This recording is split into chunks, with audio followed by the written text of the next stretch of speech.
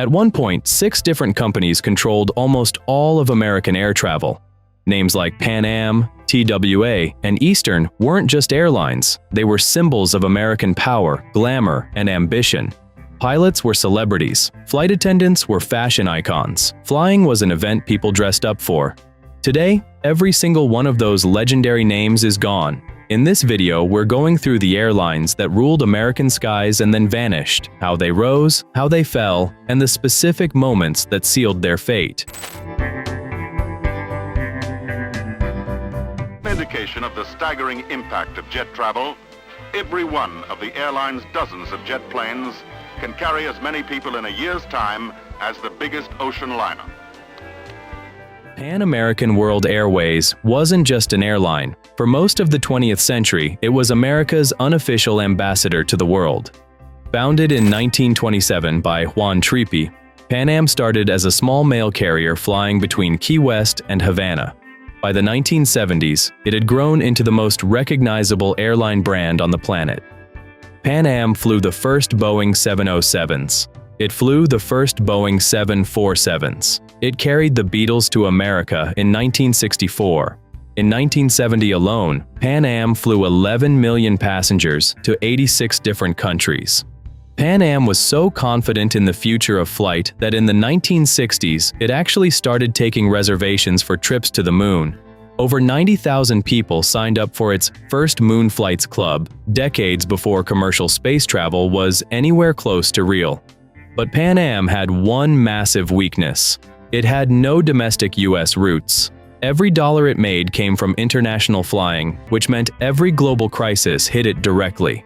The 1973 oil crisis was the first blow. To fix its lack of domestic routes, Pan Am bought National Airlines in 1980 for $437 million, but the two companies' cultures clashed badly, draining cash it didn't have to spare. Then came the moment that truly broke Pan Am. On December 21, 1988, a bomb exploded aboard Pan Am Flight 103 over Lockerbie, Scotland, killing 270 people. Investigators found the airline had failed 19 separate security checks. Pan Am was hit with a $300 million lawsuit and FAA fines. But the real damage was to trust. Pan Am had always sold safety and prestige as its whole brand. After Lockerbie, international bookings collapsed and they never recovered. It filed for bankruptcy in January 1991, tried a last-ditch rescue plan with Delta Airlines, and when Delta pulled its funding that November, it was over. On December 4, 1991, Pan Am's final flight landed in Miami from Barbados. 7,500 employees lost their jobs that day, ending 64 years in the sky. Trans World Airlines was born in 1930, but its most famous chapter began in 1939 when eccentric billionaire Howard Hughes bought a controlling stake. Hughes ran TWA for 27 years, expanding it into Europe, the Middle East, and Asia, and in 1967, TWA became the first American airline to fly an entirely all-jet fleet, retiring its old propeller planes years ahead of much of the competition. By the 1980s, TWA was carrying half of all passengers flying between the United States and Europe, an almost unthinkable market share by today's standards. The trouble started with a man named Carl Icahn. In 1985, Icahn took control of TWA in a hostile takeover, and Icahn had a reputation for buying struggling companies and stripping them for parts. In 1991, he sold off TWA's landing rights at London Heathrow to American Airlines for $445 million. One former TWA pilot said it became clear Icahn wasn't interested in growing the airline, only in using it to build his own wealth. Without its profitable European routes, TWA's finances collapsed. It filed for bankruptcy in 1992, and Icahn was pushed out a year later, but the damage was permanent. TWA limped through the 1990s on a shrinking, aging fleet, filing for bankruptcy a second time in 1995. In January 2001, TWA announced its third and final bankruptcy, and American Airlines bought what remained. Okay, I've got our first passengers. Absolutely. And you know this is the last official day of TWA. The last flight under the TWA name took off on December 1st. 2001, 71 years after the airline began. Eastern Airlines started as a mail route in 1930 and grew into one of the most powerful airlines in the country, famous for its beloved Northeast shuttle connecting Boston, New York, and Washington. The shuttle was so reliable, it ran on a walk-up basis, no reservation needed at all. You just showed up at the airport and got on the next flight. But everything changed in 1986 when former astronaut Frank Borman sold the struggling airline to a man named Frank Lorenzo. Lorenzo already had a reputation. He'd taken his previous airline, Continental, into bankruptcy in 1983, specifically to break its union contracts, even though it still had $50 million in the bank. At Eastern, Lorenzo began quietly moving the airline's most valuable assets over to Continental, another company he controlled, while loading Eastern up with debt. In February 1989, contract negotiations with Eastern's mechanics broke down completely, and on March 4th, Lorenzo locked out the machinists' union. In response, Eastern's pilots and flight attendants walked out too, in solidarity, and the airline's operations were crippled almost overnight. Just 5 days later, on March 9th, Eastern filed for bankruptcy.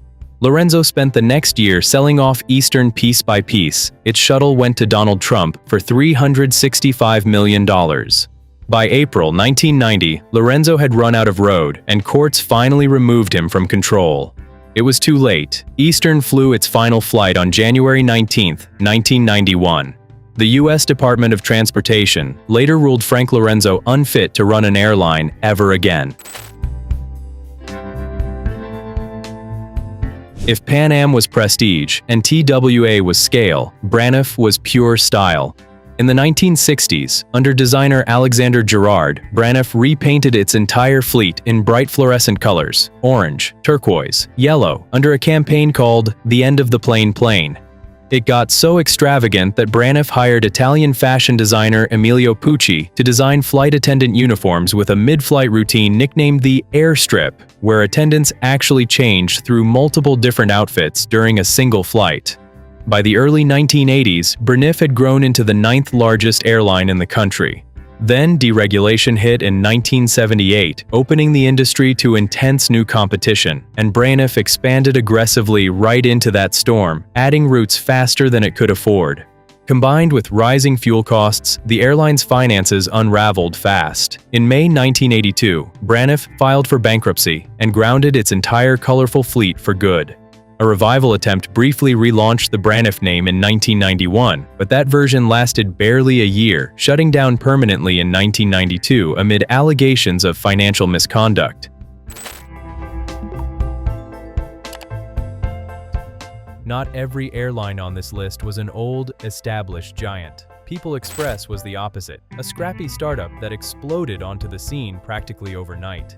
Founded by Don Burr in 1981, People Express pioneered the modern low-cost airline model decades before Spirit or Frontier existed, letting passengers pay for their tickets in cash directly to the flight attendant once they were already on board. It grew into one of the largest airlines in the country within just a few years, all built around a single hub in Newark. But that speed was also the problem. People Express expanded faster than its systems, staffing, and finances could actually support, and larger airlines fought back hard with their own discount fares. By 1986, the company was bleeding money it couldn't replace. In a final twist, People Express was bought out by Frank Lorenzo's Texas Air Corporation, the very same man who had already gutted Eastern, for roughly $125 million. On February 1, 1987, People Express was folded directly into Continental Airlines and ceased to exist just 6 years after it was founded.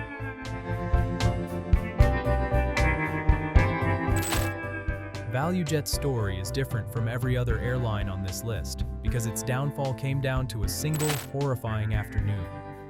Launched in 1993, ValuJet built its business on ultra-low fares, outsourcing almost everything, including aircraft maintenance and cargo handling, to outside contractors. On May 11, 1996, ValuJet Flight 592 took off from Miami, bound for Atlanta. 10 minutes later, the pilots reported smoke in the cockpit and requested an emergency return. The plane never made it back. It plunged into the Florida Everglades, killing all 110 people on board. Investigators later determined the cause. Expired chemical oxygen generators, mislabeled by an outside maintenance contractor and improperly loaded into the cargo hold, had ignited a fire mid-flight. The National Transportation Safety Board called it a failure up and down the line, blaming a bottom-line mentality that had spread through the industry after deregulation. ValuJet's fleet was grounded for months, and when it returned, no one wanted to fly it. Its parent company bought a smaller airline called AirTran in 1997 and simply renamed the whole operation, quietly retiring the ValuJet name for good.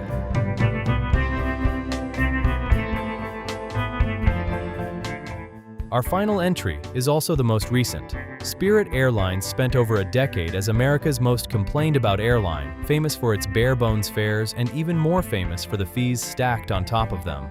Yet for a long stretch of its history, that model made Spirit one of the most profitable publicly traded airlines in the entire country, right up until it wasn't. But complaints alone don't kill an airline. The money finally ran out. Spirit filed for Chapter 11 bankruptcy in November 2024 after losing more than $2.5 billion since 2020. It emerged from that bankruptcy in March 2025, only to file for a second Chapter 11 just 5 months later, weighed down by engine reliability problems and disputes with the company that leased it aircraft. The second restructuring never found its footing. On May 2, 2026, Spirit Airlines ceased all flight operations entirely, ending 34 years in business. Passengers holding tickets found themselves flying an airline that, overnight, simply no longer existed, closing out the most recent chapter in a very long American story. 6 airlines, 6 very different stories. A terrorist bombing, a corporate raider, a union standoff, a style icon that overexpanded, a startup that grew too fast, a single tragic flight, and a modern budget carrier that just ran out of runway. What connects almost all of them isn't bad luck. It's a moment where financial pressure met a single bad decision, and the whole company couldn't absorb the hit. The airlines are gone. Their lessons, unfortunately, keep getting relearned.